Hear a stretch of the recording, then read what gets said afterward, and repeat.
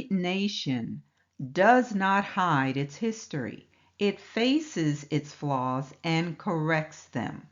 These words were spoken by former President George W. Bush at the African American Museum 13 years after he signed a bill to build it. Yet, some of the country's most powerful politicians are descendants of slaveholders. They refuse to acknowledge slavery's lasting impact on the descendants of those their ancestors once enslaved. Why? Are they trying to hide their history? In the 17th session of the series, Time for the Nations to Reap, we will look at the large percentage of families with slave-holding ties now serving in elected positions. Is there a bloodline connection? This was the family place right about here? Right about here. We're in Portsmouth, Virginia, with Black history scholar Cassandra Newby Alexander. Jesse Brownlee owned 3 slaves. Remember that name, Brownlee. Slaveholding was quite common here, says Newby Alexander. In Virginia, about 50% of the population owned slaves. Democratic Congresswoman Julia Brownlee grew up in Virginia.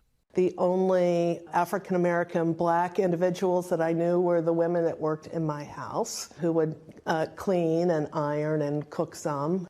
Brownlee's worldview has evolved dramatically since then. The self-described pragmatic progressive was recently informed that several generations ago, her forebears were slaveholders.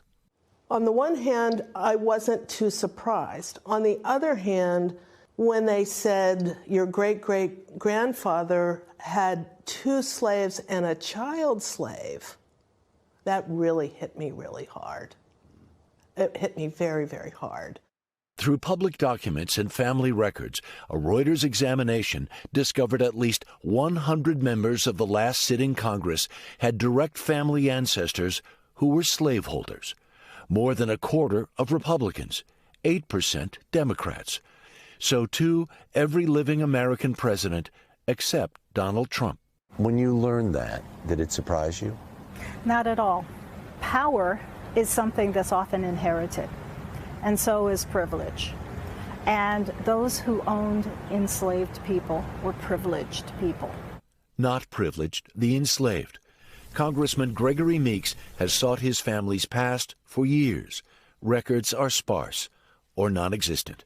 I want to know now, who was that person or people that was able to survive the horrific slave trade? How did they survive, being whipped and chained in slavery? The connection to slavery seems more than an interesting historical footnote. Yet when contacted by Reuters for a response, 67 of the 100 congresspeople who are direct descendants of slaveholders had nothing to say, offered no reply. It tells me that either they're ashamed or they don't care. So we're looking at the bloodline as we focus on the nations involved in the European slave trade.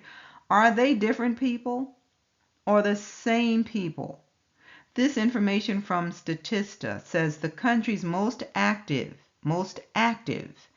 in the transatlantic slave trade, Portugal leads the way. The UK is not far behind. Then France, the Netherlands, Spain, the United States, and Denmark. And we also had other countries on the list that we've already covered. Who are they really, and how are they connected? So the Reuters report found that 5 living presidents, 2 Supreme Court justices, 11 governors, and 100 legislators descend from ancestors who enslaved Black people. According to Reuters, this is America's family secret, and few are willing to talk about their ties to America's original sin. Why are they calling it a family secret? Ancestral ties to slaveholders have been documented previously for a handful of leaders, including Biden, Obama, and McConnell. Scholars and journalists have also extensively examined slavery and its legacy, including how the North profited from the institution and the role slavery played in decisions of past political leaders during the formation of America and after emancipation. But the Reuters examination is different. It focuses on the most powerful U.S. office holders of today, many of whom have staked key positions on policies related to race. It reveals for the first time, in breadth and in detail, the extent of those leaders' ancestral connections to what's commonly called America's original sin, and it explores what it may mean for them to learn in personal, specific, and sometimes graphic ways the facts behind their own kin's part in slavery. More than 100 current American politicians come from ancestors who once held slaves. That's according to a new report out from Reuters. Yeah, this is really interesting. And 5 of those politicians are right here in office in our state. Teresa Bowles has more on who's included in that report and why advocates are saying it really matters today. Right, Teresa? Yeah, we're talking senators, representatives, Supreme Court justices, and even presidents. The president of the Georgia NAACP saying this report highlights history that needs to be addressed as it speaks volumes about American politics. Astounding to some, validation to others. Not shocked, but still surprised that the sheer number of elected officials that have ancestry that draws back to slaveholders. And so it's very concerning. Georgia NAACP President Gerald Griggs says it makes sense that a Reuters investigation found that Governor Brian Kemp and current Georgia Representatives Austin Scott, Drew Ferguson, Buddy Carter, and Rick Allen all made the list as direct descendants of slave owners, all of them 6 or less generations removed. They can't help who they related to, but many of the leaders on this list, their strong conservative values and their beliefs are in line with their ancestry. The report also shows that Representative Rick Allen's family owned 133 slaves, the second highest on the list of 118 total American politicians. Allen won an award from the American Conservative Union Foundation 5 years ago. This is shameful history, but this history still has a great impact on the conditions, the experiences of people of African descent. For Morehouse College Africana Studies professor Dr. Clarissa Myrick Harris, these are decision makers that cannot afford to be swayed by how they were raised. I have a great deal of influence in terms of what occurs, what laws are passed, what issues are focused on in this country. Griggs says he has plans to offer a sit-down with each of these politicians to see what they're aligned with. He says the Reuters report shows why education about slavery is so important for schools as we are less removed from it than we think. Acknowledge the damage that was done, apologize for the damage that was done, and move forward in a way that brings Georgia together. I reached out to representatives for every current Georgia politician on this list. So far, no response. Okay, so we're talking about Georgia, but nationally, what about our current president or former presidents? So right now, every living president, former and current, also descends from families who own slaves, except for former President Donald Trump. Okay, Teresa, thanks a lot for that insight. Thanks, Ron. Now listen to this information, and you tell me, how is this possible? All U.S. presidents are related. All but one U.S. president are directly related to each other. So this 12-year-old was doing genealogy research, and she came up with a list of the United States presidents and discovers that all of them are related. In her thorough research, which involved over 500,000 names through history. Her aim was to find the ancestry of all U.S. presidents and see if there was a presidential atom that connected all of them. To everybody's surprise, she discovered that 42 of 43 U.S. presidents trace back to the single person John Lackland Plantagenet, King of England. So the article says, if you are familiar with the theories about the Illuminati or the ruling elite families that govern the world, it may not come to a big surprise to find that all United States presidents, with the exception of one, including the Bushes, Bill Clinton, Jimmy Carter, and even Barack Obama, happen to be cousins, and that all of them are descendants of King John of England. Now that's interesting, family. The only president that she couldn't connect in the lineage was Martin Van Buren, the 8th president of the United States. As for the others, this means that they are not only descendants of King John of England, but also distant cousins of Elizabeth, the Queen of England, and the British royal family. Now you all, this is where they'll call you a conspiracy theorist. But is it a conspiracy or a need to hide the bloodline of the elite? Let's look at this information from Columbian College of Arts and Sciences, and it's regarding a book called The Demon's Brood. I actually saw a documentary about it, and I can tell you that a lot of strange and wicked things happened during the reign of the Plantagenets. So it says the Plantagenets were the magnificently colorful family of kings who ruled England between 1152 and 1485 and ended by destroying themselves in the bloodbath known as the Wars of the Roses.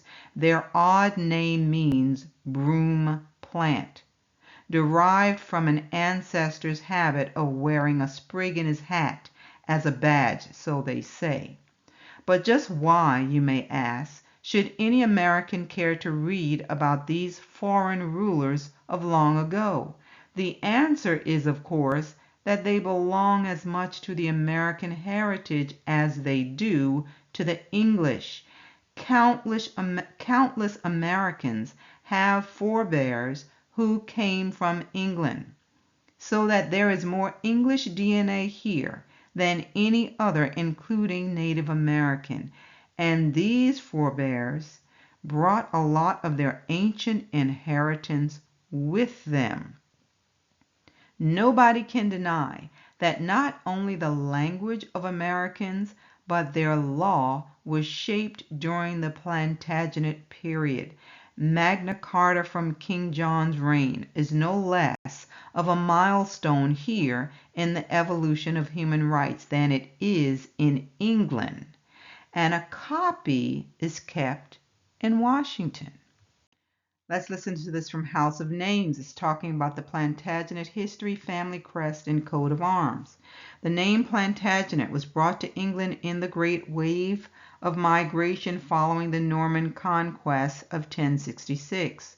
The name Plantagenet is for a gardener, as the name was originally derived from the Old English word plant, meaning plant or young tree. Can we see the association to plantation?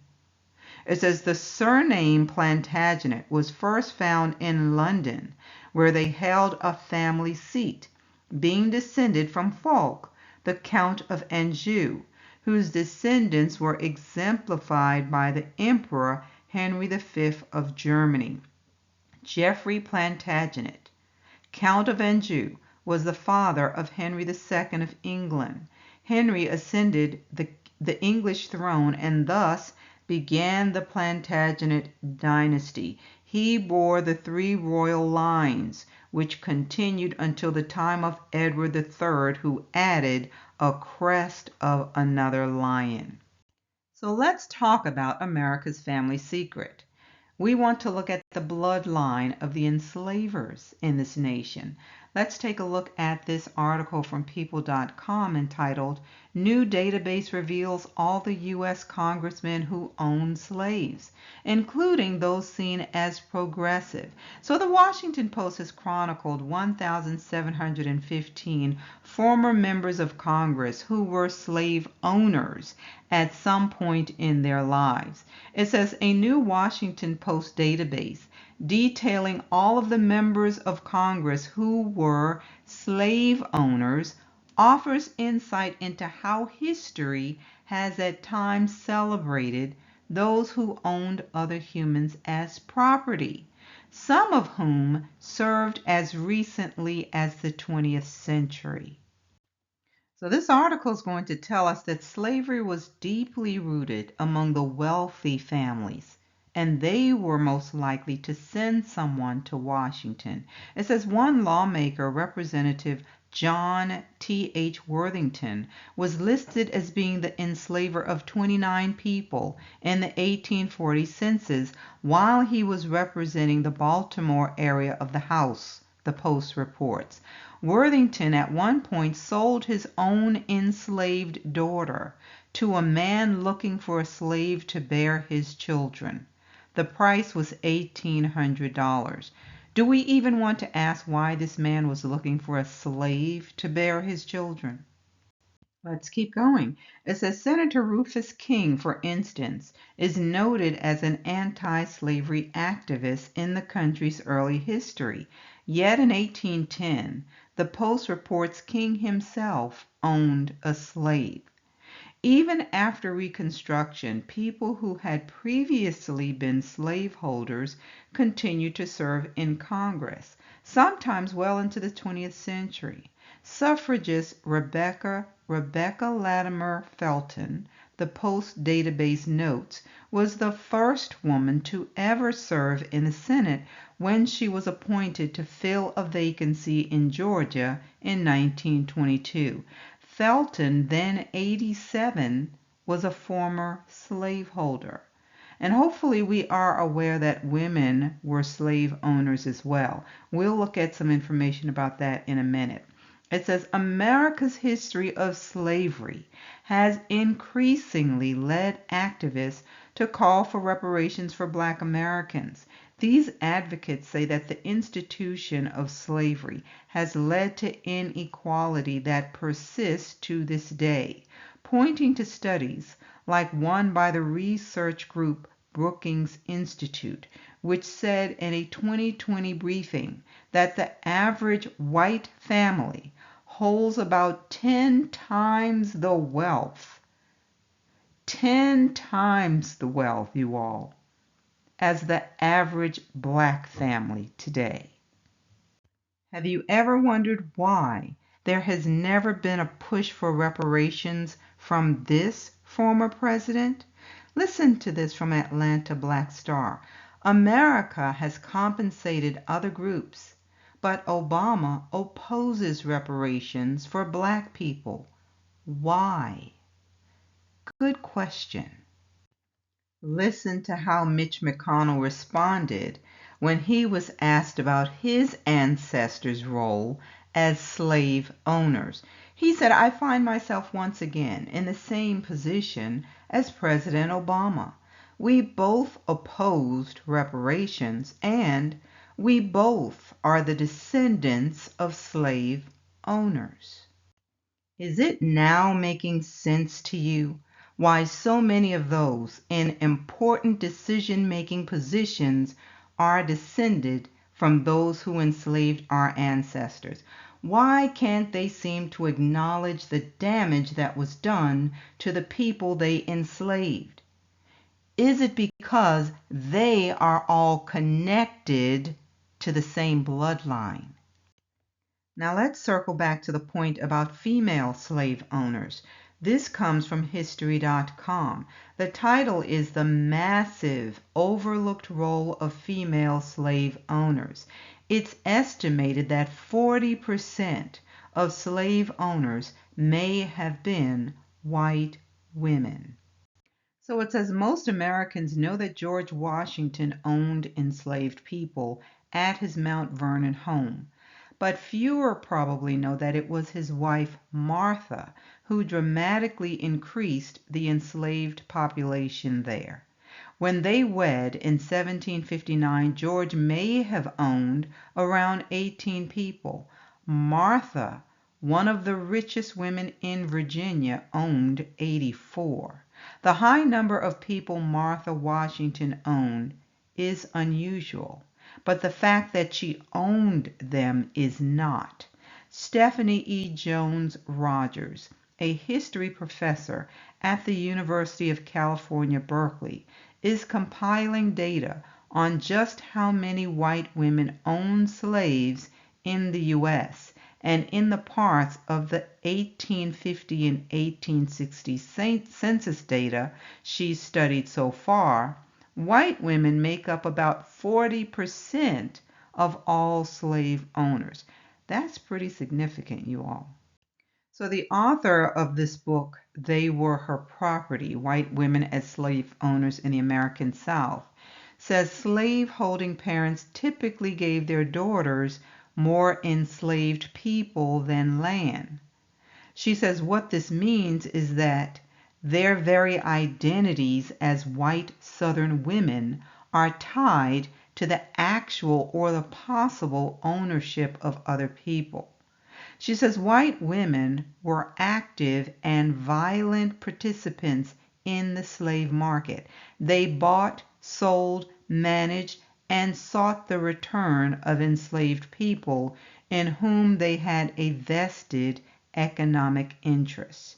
Owning a large number of enslaved people made a woman a better marriage prospect. Once married, white women fought in courts to preserve their legal ownership over enslaved people, as opposed to their husbands' ownership, and often won. For them, slavery was their freedom, Jones Rogers observes in her book. So this book, They Were Her Property, it says upends a lot of older scholarship. For example, previous scholars have argued that most Southern white women didn't buy, sell, or inflict violence on enslaved people because this was considered improper for them. But Jones Rogers argues that white women were actually trained to participate from a very young age. Listen, it says white women also fought to maintain the wealth and free labor that slavery provided them through the Civil War. As Union troops made their way through the South, freeing enslaved people, white women would move enslaved people farther from the soldiers' path. One woman, Martha Gibbs, even took enslaved people to Texas and forced them to work for her at gunpoint until 1866, a year after slavery's formal abolition. After the Civil War, Southern white women sought to recreate slavery through exploitative work contracts. Some also wrote books portraying the institution of slavery as gentle and benign, the most famous being Gone with the Wind by Margaret Mitchell, a woman born 35 years after abolition. Yet, as Jones Rogers argues in her book, it was not only white women's ideological and sentimental connections to slavery that made them defend it. Scarlett O'Hara would have been protecting her economic interests too. So I want to look at some things in this journal article entitled No Such Thing as Capitalism or Socialism. All societies have always been and continue to be caste systems. So it says using the analytical tools of social sciences and statistical data, While historicizing, I document that all societies in every epoch or era have been and continue to be caste systems legitimized by various ideologies. There is no such thing as capitalism or socialism, only a caste system hidden behind capitalist ideology. So let's read some of this. It says, one indicator of who rules society is who is required to pay the bills. Rulers outsource such obligations to the oppressed, making the tax code an indicator of power relations. During direct democracy in ancient Athens, rich families were required to finance military ships, major public works, and so on as a form of tax for the public good. In contrast, during feudalism, aristocrats were exempt from the king's taxation and free labor requirements that applied only to serfs. For an aristocrat to be taxed would have been considered insulting. Leona Helmsley continued this tradition. She had a reputation for tyrannical behavior, earning her the nickname Queen of Mean.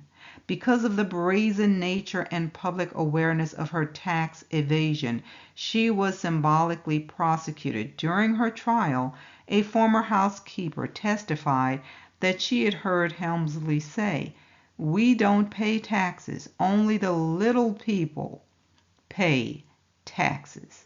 Interesting.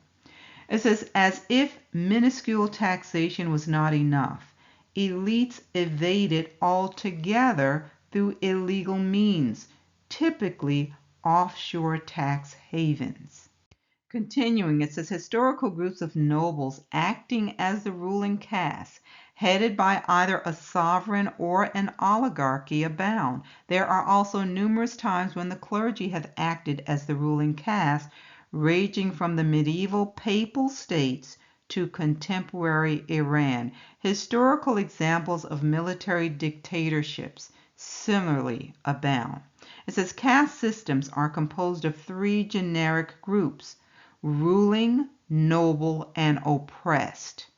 Ruling, noble, and oppressed. The oppressed group is composed of subcaste, privileged labor, required labor, precarious labor, and slaves. It says in 1086 England, these groups were the kings and his relatives. This is the ruling caste. These would be the descendants of the king, or the king and his relatives, I should say. The nobility and the oppressed.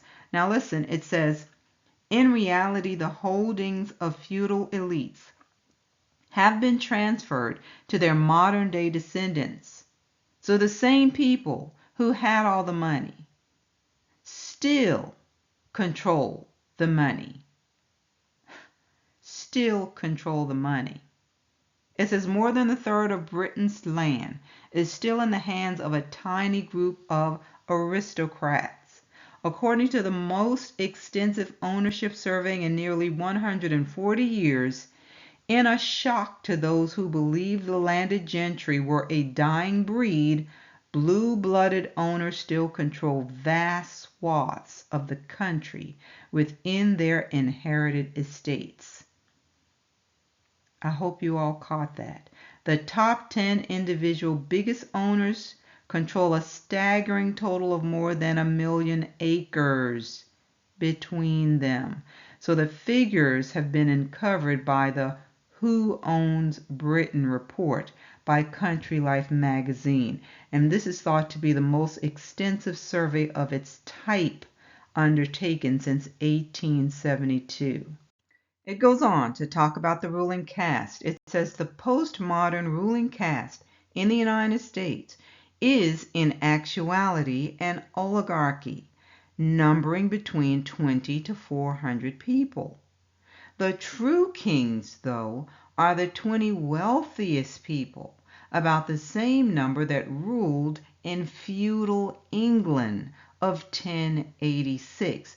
So it goes on to name some folks like Jeff Bezos and Mark Zuckerberg, Warren Buffett, Michael Bloomberg, Bill Gates, and others. And then it says their level of political power equals that of ancient emperors and absolute monarchs. They are the political system, as per the proclamation of King Louis XIV when he said, "I am the state."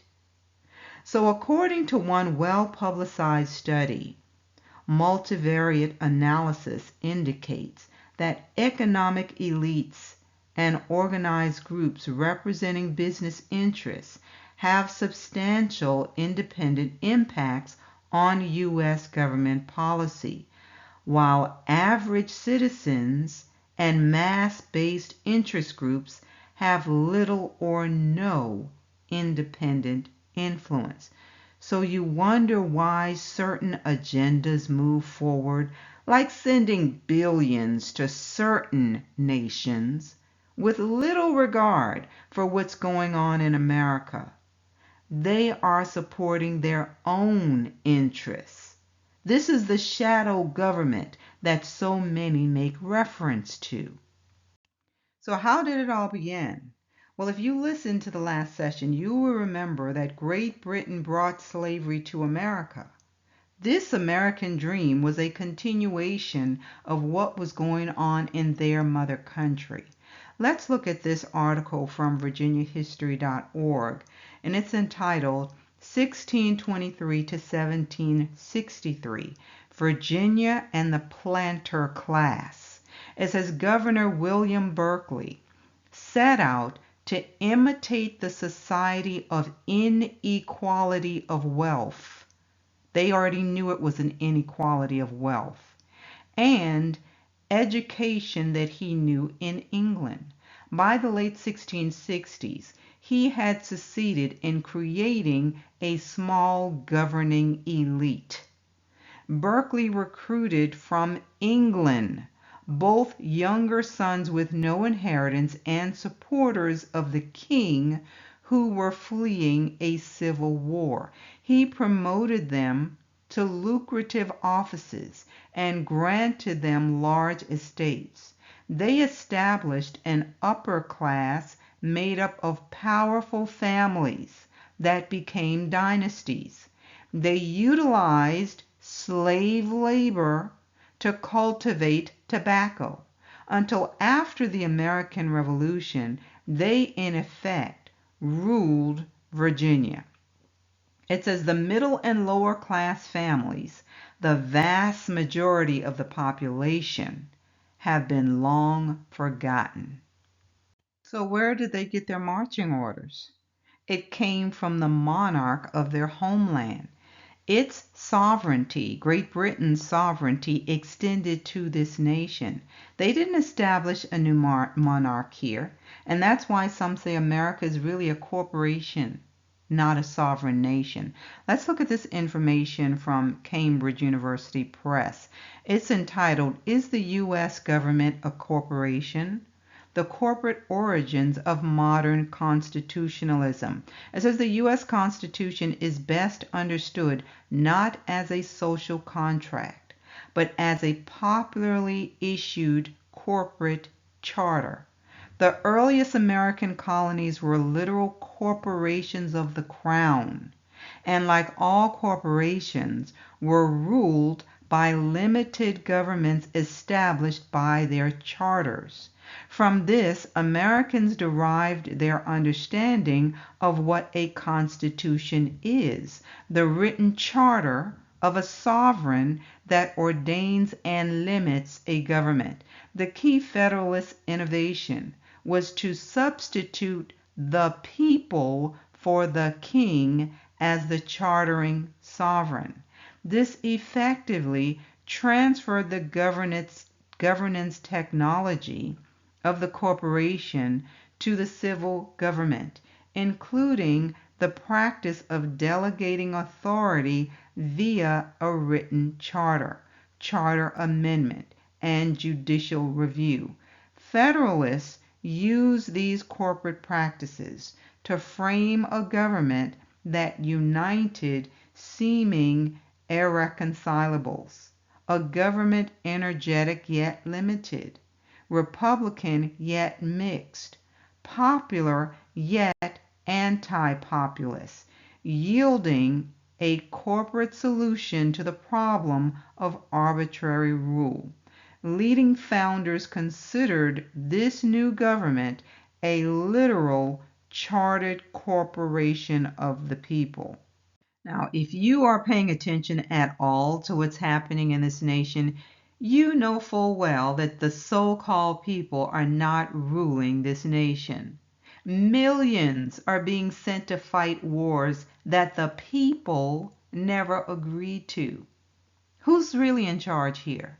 Certainly not the politicians. They're merely puppets. Let's go on and read some excerpts from this article from nps.gov.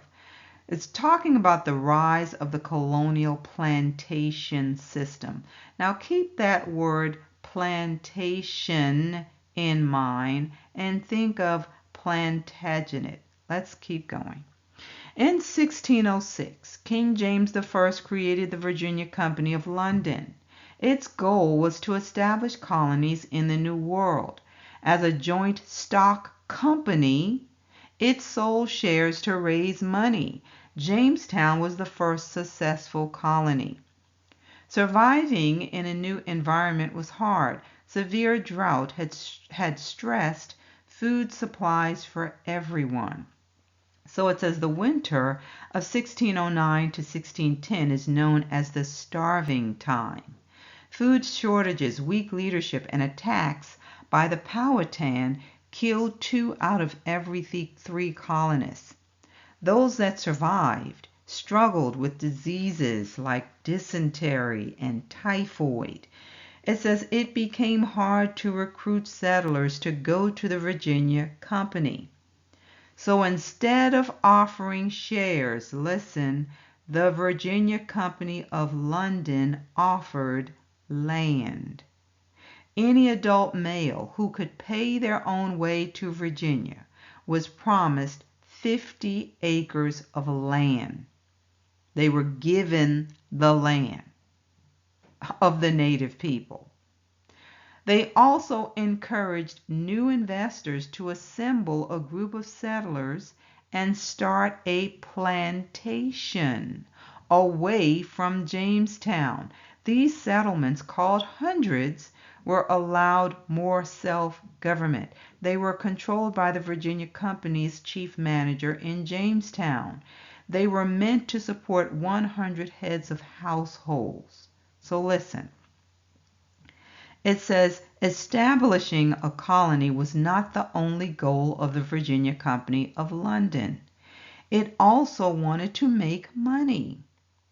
There were no flowing rivers of gold and jewels like the colonists believed. Instead, glassmaking, pitch and tar production, and beer and wine making allowed them to use natural resources. But this was not enough. So John Rolfe, Pocahontas's husband, had introduced tobacco from the Caribbean in 1610. After Pocahontas died in England in 1617, he returned to Virginia and became a member of the council. He also sat as a member of the House of Burgesses, the first legislative assembly of elected representatives. By 1617, tobacco exports to England totaled 20,000 pounds.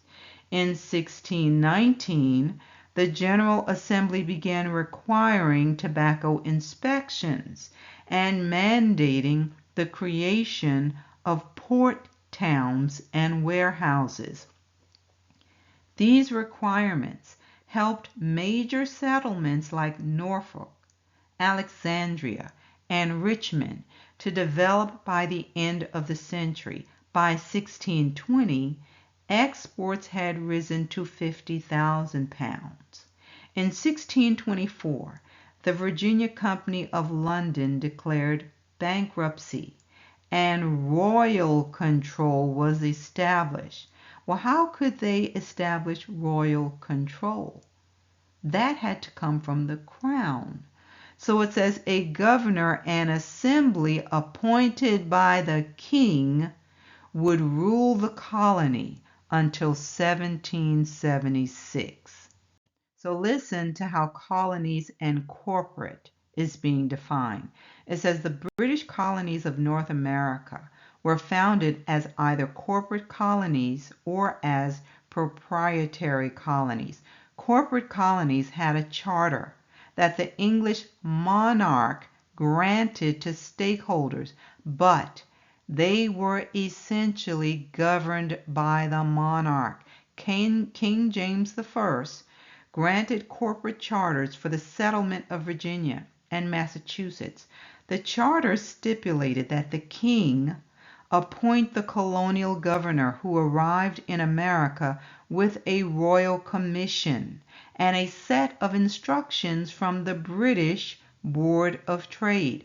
Each colony would have its own legislator made up of a crown-appointed council and an elected assembly. The assembly was empowered to pass laws that had to be approved by the royal government of England before they could go into effect.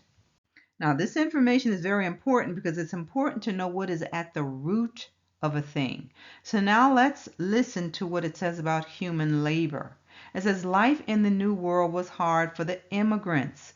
Colonists realized that they needed cheap labor to help work the land. Indentured servants solved that problem. The Virginia Company of London started this system where poor white workers could gain free passage to the New World in exchange for working. Now let's separate them from the group they brought over and gave them 50 acres. So who do you think these poor white workers would be working for? It says their contracts lasted 4 to 7 years and were harsh and restrictive. Contracts could be extended if they tried to run away or if a woman became pregnant. Once their contract expired, they were given a freedom package. This package could include 25 acres of land, clothes, and a year's worth of supplies. Very few indentured servants became elite members of colonial society. Don't miss that. So, the first Africans arrived in Virginia in 1619. They were known as the 20 and Odd. They were brought to Jamestown on board the English warship White Lion. The 20 Africans were captives that were removed from a Portuguese slave ship, the San Juan Bautista. The Portuguese ship was on its way to deliver the Africans to Mexico. At that time in Jamestown, there were no slave laws, and African captives were treated like indentured servants and given the same opportunities for freedom as white. By the mid-1600s, the tobacco economy had grown tremendously. As demand grew, so did the cost of indentured servants. Slavery quickly replaced indentured servitude as the preferred source of human labor. Why? It was free. Landowners were threatened by the prospect of newly freed servants demanding land. Enslaved Africans were viewed as a more profitable and renewable source of labor. So this is when they created the division. So in 1661, Virginia formally recognized slavery by law. White indentured servants were forbidden from running away with a black servant.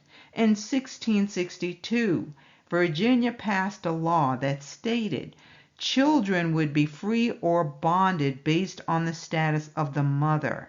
This meant that a child born to an enslaved woman would also be enslaved, making slavery hereditary.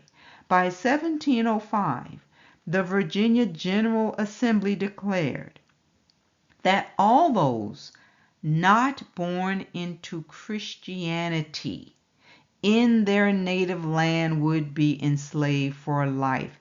This is the key point. The white indentured servants that they brought over here were considered Christians.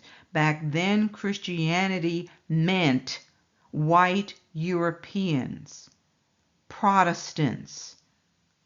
They were under the label Christians, quote unquote Christians. Those that they brought in from the continent of Africa could not lay claim to that role. It didn't matter if they were baptized and they converted to Christianity. The key point is they were not white. Now let's dig a little deeper into the plantation system. This is from National Geographic. So this article describes the plantation system in America as an instrument of British colonialism characterized by social and political inequality. It links the agricultural prosperity of the South with the domination by wealthy aristocrats and the exploitation of slave labor. Now listen to this part because you're going to see how they invented whiteness. It says the settlements required a large number of laborers to sustain them because these crops required large areas of land. The plantations grew in size, and in turn, more labor was required to work on the plantations. Plantation labor shifted away from indentured servitude and more towards slavery by the late 1600s. Obtaining indentured servants became more difficult as more economic opportunities became available to them. So listen, wealthy landowners also made purchasing land more difficult for former indentured servants. This sharpened class divisions as a small number of people owned larger and larger plantations. Wealthy landowners got wealthier and the use of slave labor increased. This led to uprisings and skirmishes like Bacon's Rebellion, with impoverished black and white people joining forces against the wealthy. And you know they couldn't have that. So what did they do? In response, customs changed and laws were passed to elevate the status of poor white people above all black people. Let that sink in.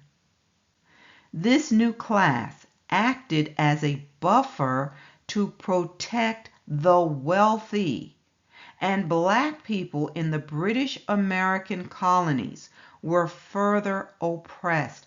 People of African descent were forced into a permanent underclass. They elevated the status of poor white people. Why? To protect their own interests. They made these people believe that they were a special class of people simply because they had white skin, and then they weaponized whiteness against us. A system based on that lie was created to keep our people in a state of poverty and to create an inferiority complex. This system was then enforced by law and backed up by the Christian church. But when it's all said and done, folks, you're going to find out that it wasn't about color at all. It's about a bloodline. All right, we will wrap up with these verses from Ezekiel 37. This chapter is talking about the dry bones. It's talking about the descendants of Israel. It's a depiction of resurrection. Listen as I read verses 26 through 28. The Most High is speaking, and he says, He will make a covenant of peace with them, Israel. He says it will be an everlasting covenant. He says, I will establish them and multiply them, and I will set my sanctuary in their midst forevermore. If he's making an everlasting covenant with his people, how is it possible for them to be replaced? It's not. It goes on to say, my tabernacle also shall be with them. Indeed, I will be their Most High, he says. They shall be my people. Listen to this. The nations also will know that I, the Most High Yah, sanctify Israel, when my sanctuary is in their midst forevermore. So we have a covenant. He's given us an everlasting covenant. Not only that, we have a promise. The dry bones will live again. For those involved in our enslavement and benefited from it, what do you have? You will not be able to fall back on a color. You've built your case on lies. They told you that we were cursed because of the curse of Ham. They told you that black skin was a curse. They used religion against us. All lies that will be thrown out in the courts of heaven. This series is serving a purpose. We are presenting the evidence to the righteous judge. We'll talk more about that in the live this coming Wednesday, so be sure to join me for that. But for European Americans that fell for the lies, you're going to come up short. I hate to tell you, but the elite fed you lies. You actually thought a skin color made you superior. For us, it's about covenant. We're building our case on the truth of the Most High's word, and it cannot return unto him void.